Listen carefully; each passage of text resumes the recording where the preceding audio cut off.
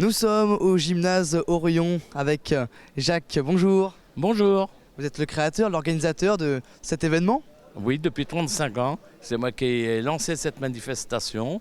Et depuis 35 ans, j'en suis toujours le président et toujours l'organisateur. Et je vais encore continuer, mais en modifiant dans les années à venir. Donc sur les collectionneurs et les passionnés, vous êtes collectionneur vous-même?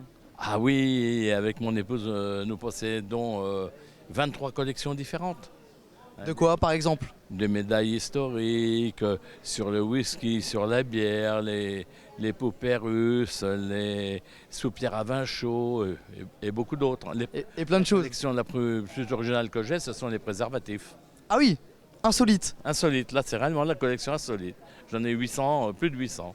Donc vous créez un événement finalement dans ce qui vous passionne aussi, la collection. Donc là on est dans la partie vente de l'événement, c'est bien ça? C'est bien ça. Sur cette partie-là, c'est la partie vente. Hein. Ce sont des professionnels, ça peut être des particuliers qui vont nous faire une partie de leur collection, tout ça.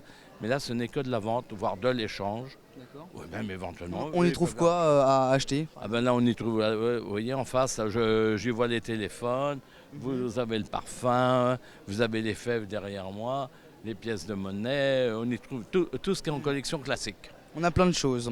Donc tout ça c'est à acheter, enfin à vendre pour ceux qui exposent et à acheter pour les visiteurs. Mais on a aussi toute la partie tout simplement exposants qui viennent juste montrer leur collection. Et sur la seconde partie de la salle, sur les 2 tiers de la salle, ce sont que des collections, que ce sont des collectionneurs qui présentent leur collection, mais sans vente. C'est ça que je tiens à le préciser, eux ne vendent pas. Ils présentent leur collection pour le plaisir. Très bien, bah justement on va pouvoir aller voir ça tranquillement si on veut. Donc on peut commencer par exemple avec un stand de petites voitures, j'appelle ça comme ça, avec mes mots. Mais en réalité c'est bien plus précieux que ça. Ah ben ce sont des voitures là, je crois, au 1/18e. Hein. Donc ce sont des... C'est pas de la Dickinson. Hein. Je pense qu'il y a plusieurs marques, mais et peut-être même certaines voitures qui sont peut-être fabriquées par l'exposant peut-être lui-même. Hein. Vous avez collectionné un peu des voitures de ce style? Moi, j'en ai jamais collectionné. Hein. C'est pas trop votre truc? Ah non, bon, on avait plusieurs collections, mais non pas celle-ci. Très bien, non. Beaucoup de collections ici qui sont présentées ne correspondent même pas à notre thème à nous. Même je organise un salon du parfum au mois de janvier. Beaucoup me disent, tu collectionnes le parfum? J'ai pas du tout, mais moi c'est mon plaisir, c'est de la collection. Donc c'est ma passion. Ouais, je comprends. On a aussi les boules de Noël, c'est pas la période, mais on apprécie quand même. Et ben là on apprécie pas mal. Là, déjà ça nous fait penser à la fin d'année, à Noël qui approche, malgré que l'on soit au mois d'août. C'est ça, il en faut pour tout le monde, même pour les enfants. Pour tous les goûts. Ici il y a pour tous les goûts, pour tous les âges. Et justement, on a aussi une partie un peu artistique sur une collection que j'ai vue. Donc, vous m'expliquez que c'était quelqu'un qui trouve des souches d'arbres. Souches d'arbres, sur un terrain, il va trouver dans un champ des racines ou quelque chose. Et puis rien qu'en les voyant, il s'imagine ce qu'il va pouvoir en faire tout de suite. Hein. J'ai trouvé ça assez fou, je pensais que c'était sculpté, mais finalement pas du tout. C'est vraiment, il les trouve comme ça et il imagine. Plus ou moins un peu travaillé quand même. Hein. Mais c'est assez original quand on voit ça. Je sais pas, là, je voyais le poisson, là, je sais plus où il est. Le poisson, il est en face de nous, voilà, il est en train de tourner. Il est en train de tourner, donc la caméra va pouvoir venir le voir aussi tranquillement. Il n'a pas dû beaucoup le travailler, à part le nettoyer et tout. Hein. Ah, c'est vraiment réussi. Ah, oui, oui. Donc là, ce serait intéressant peut-être de demander. Très bien, bah.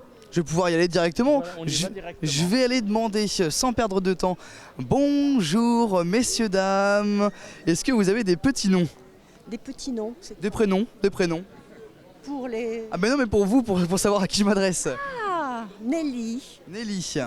Très bien, et bien enchanté, Lilian. Je m'intéressais un peu à votre stand, je trouvais ça très réussi et très original. Très nature, oui, c'est sûr, c'est sûr. Le but, c'est de montrer que la nature façonne le bois et qu'il y a des pièces extraordinaires sur lesquelles je ne fais rien ou presque rien. Je me demandais justement, il n'y a pas de la sculpture, il y a du ponçage, il y a du vernissage peut-être? Du ponçage, uniquement nettoyage, c'est tout. Et après, assemblage quand je fais des personnages ou des choses un petit peu plus travaillées. Mais la plupart des pièces sont des pièces trouvées telles quelles dans la nature. Vous faites comment? Vous vous baladez dans la forêt? Exactement, oui, exactement. Promenade en forêt. Les forêts de Sarthe, la forêt de Bercé peut-être un peu? Ah bah si vous voulez, mais bon c'est pas... Bercé, à la forêt de Bercé, vous voulez dire? Ah non, on est de Charente-Limousine, donc voilà. Ah d'accord, donc vous n'êtes pas d'ici. Un autre secteur, oui, un autre secteur où il y a beaucoup de châtaigniers Et les œuvres sont surtout châtaigniers pour la plupart. Voilà. Et ça vous vient comment? C'est tapis sur le sol, sur les feuilles et vous vous dites tiens, ça Alors, pourrait on donner ça? travaille que sur des arbres qui sont couchés, donc voilà, des arbres morts, D'accord. où il y a tous ces trésors parce que les arbres souvent sont éclatés ou présentent des protubérances ou des choses exceptionnelles sur le tronc, voilà, que l'on récupère. Bah, je vous remercie pour vos explications, c'est magnifique ce que vous faites et n'arrêtez pas, c'est super. Donc voilà, on a fait un petit tour avec Jacques, on va pouvoir continuer à aller voir d'autres exposants si vous le voulez bien. Et Jacques, vous allez pouvoir me montrer aussi plein d'autres choses. Ça, c'est un stand sur la fabrication du beurre avec des anciennes barattes et choses comme ça. Ouais, on a des barattes assez mastoc quand même. Hein. Oui, il y a de belles choses. Hein. C'est vrai que l'on ne peut pas s'imaginer, que beaucoup ne s'imaginent pas. Bah, merci beaucoup Jacques, nous on va continuer notre petit tour et on va aller voir peut-être d'autres exposants si vous le voulez bien. Qu'est-ce qu'on a de beau aussi par là? Ce monsieur est venu ici déjà, et voilà, très très longtemps. Hein. C'est ça. Ouais. On a des cloches de toute taille, de toute brillance. Bonjour monsieur, vous êtes le monsieur concerné par ces cloches, vous vous appelez comment? Monsieur Feuillardin Jean-Pierre. Eh bien, enchanté Jean-Pierre. Je viens de Narbonne, mais je suis d'origine de Compiègne, Donc vous venez de loin quand même. à 700 km. Quelle est votre cloche la plus insolite? Elles sont toutes insolites, mais vous avez cloche africaine et puis bon, toute cette série-là. Et puis la première que j'ai trouvée au Puce à Paris, qui est de Bremen 1911. Elle se situe par où? Vous venez me montrer? Tout de suite au départ. D'accord. Alors c'est la grosse cloche qu'on voit là-bas? Non, la grosse cloche, je l'ai eue il y a longtemps. Hop, attendez, parce que hop, je vous entends pas, pardonnez-moi. Ah bah là, vous allez l'entendre. Là j'entends bien. Là, c'est Bremen 1911, c'était la première que j'ai trouvée à Saint-Ouen, au Puce, à Paris. Et ça a déclenché un petit peu la collection. Après, j'ai trouvé beaucoup de cloches de bétail. D'accord, oui. Comme on peut voir un peu en Auvergne par exemple. En Auvergne, dans les Pyrénées, dans les Alpes, voilà. Ouais, c'est vrai que c'est un son très, très significatif. Voilà. Là, c'est de l'os, des fois c'est du bois, avec les colliers en bois aussi. Et vous les trouvez où toutes ces cloches? Sur les brocantes, sur les vides-greniers, beaucoup aussi en voyage, les amis qui voyagent, moi aussi. Et j'essaye, dès que je vois une cloche, de toute manière, si je suis là, puis que je vais me retourner, parce qu'il y en a une là derrière, que je vais sentir qu'il y a une cloche qui m'appelle. Il y a quelque chose qui cloche quoi finalement? Non, ça cloche jamais. Bah non, ça cloche pas. Non, tout va bien. Et celle-là, c'est une... C'est une grande cloche ça. Ouais, c'est une cloche qui était dans la région bordelaise, dans une maison de maître. Ah oui. Ça a fait du bruit. Et ça, c'est un ami qui m'a fait le support, justement, pour pouvoir bien la présenter. Super, merci beaucoup. Voilà. On va continuer notre petit tour. Merci pour votre partage. Merci beaucoup. Il y a beaucoup à voir. Et en tout, là, j'en ai 4357, mais malheureusement, elles ne sont pas toutes là. On peut peut-être pas tout ramener de Narbonne, c'est Il m'aurait compliqué. fallu la moitié de la salle. Et puis un camion. Merci beaucoup. Merci. Bonne journée. Donc Jacques, je vous rejoins. Qu'est-ce qu'on a d'autre de beau? Sur les fameux bidons, justement, les bidons, parlons-en. On en a vu ce matin à Montbiseau. Et oui, souvenez-vous, eh bien on en retrouve ici d'autres. Justement, le monsieur nous disait qu'il y avait beaucoup de gens qui collectionnaient ces bidons-là. Donc justement, on va faire appel à l'exposant. D'accord. Jean-Pierre, s'il te plaît. Jean-Pierre, bonjour, c'est la télé, c'est LMTV. Comment allez-vous? Très bien. Eh bien justement, on venait un peu voir votre stand de bidons. Justement, c'est drôle, ce matin on était à Montbiseau, au Mont Biseauto, et un monsieur exposait justement des bidons comme ça. Formidable. C'est bien, c'est très bien. Vous collectionnez ça depuis combien de temps? On va dire 35 ans. 35 ans. Donc là, j'imagine qu'il n'y a pas tous vos bidons, vous devez en avoir plein d'autres. Il y en a encore, oui, autant comme ça à la maison. Ouais, bien sûr, oui.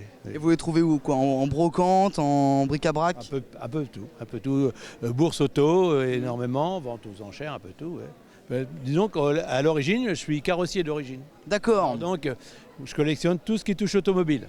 Donc ça vient de là finalement. Voilà, tout ce qui touche automobile. Alors ma plus grosse collection, c'est la 4 chevaux Renault. J'ai tout sur la 4 chevaux Renault. Tout, c'est-à-dire? Du porte-clés jusqu'à la voiture. Ah oui, d'accord. Donc Les tout. miniatures, la doc, les brochures, une voiture à pédale qui est de 4 chevaux, il y a tout Vous stockez ça où? chez moi. Grande maison, non?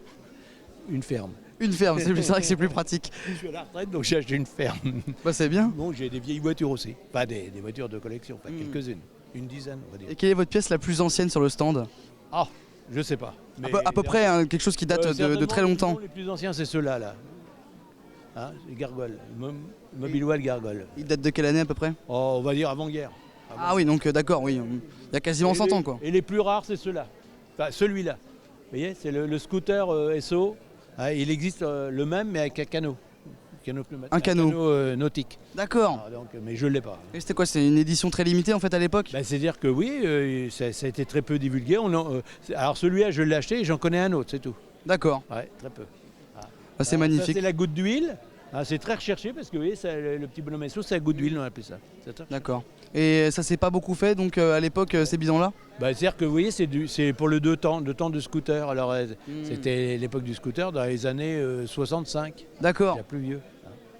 Bah en tout cas, très bel étalage. Hein. Et puis vous avez les mascottes. Hein. Bah, ça c'est l'hirondelle, il l'appelait. C'est Simca. D'accord, oui, C'était Simca je connais, ouais. Simca. Alors c'était l'emblème des Simca. Alors c'est sur les Arondes et c'est, on va dire, les années 65. D'accord. Donc ça date aussi un peu. Ça date un petit peu, oui, comme moi, ça date un petit peu. Je vous remercie Jean-Pierre. On va devoir conclure. journée. Et bonne journée à vous aussi. Merci beaucoup. On a fait le tour de ce forum, de ce salon et on a vu plein de choses. Forcément, on n'a pas pu tout vous montrer. C'est pas possible. Qu'est-ce qu'on peut en conclure? Il y a vraiment beaucoup de choses à voir. Mais c'est encore un succès cette année, hein. On a peut-être un peu moins de collectionneurs, mais on a toujours des collections de qualité. Et c'est ça qui est très important. Toujours autant de visiteurs aussi? Ah oui, depuis hier matin, on a eu beaucoup de monde, hein. On ne peut pas savoir puisqu'on ne fait pas de comptage, mais il y a eu du monde. En tout cas, on voit que c'est pas vide. Non, c'est pas vide, hein, ça s'est vu dans les allées, hein. Voilà, c'est ça. Et pourtant, les allées sont beaucoup plus larges que d'habitude. Merci beaucoup Jacques. Je vous souhaite une bonne fin de journée, une bonne fin de forum. Peut-être que pour replier, ça va être aussi un peu de boulot. Ah, ça va être du boulot, là, il y a 3 jours de boulot à tout remballer, hein. Bon. 3 jours. Ah oui, à peu près, hein. Faut être motivé quoi. Tout à fait. Il faut faire ça avec passion, hein. Parce qu'il y a quand même le matériel de 11 communes différentes, là, hein. Il faut aller jusque près de Tours, hein. On a le matériel. Vous parlez de passion, ça tombe bien, c'est le forum des collectionneurs et des passionnés. C'est bien pour toi qu'il s'appelle comme ça. Voilà, c'est ça. Merci beaucoup Jacques. Allez, À la prochaine. À la prochaine. À la prochaine. Merci beaucoup. Et voilà, on sort de ce forum de collectionneurs et de passionnés. On a vu plein de belles choses. Aujourd'hui, de l'automobile à Montbiseau, on a vu aussi du handisport au Mans. C'était quelque chose, on a appris pas mal de choses d'ailleurs. On a aussi fait un beau comice agricole à Luché-Pringé. On a fini ici à Montval-sur-Loire. Plein de belles choses. On va sûrement découvrir aussi la semaine prochaine. Ce sera pas avec moi, ce sera avec Amanda. Alors moi je vous dis à la prochaine sur LMTV pour un autre infiltré du dimanche. Au revoir.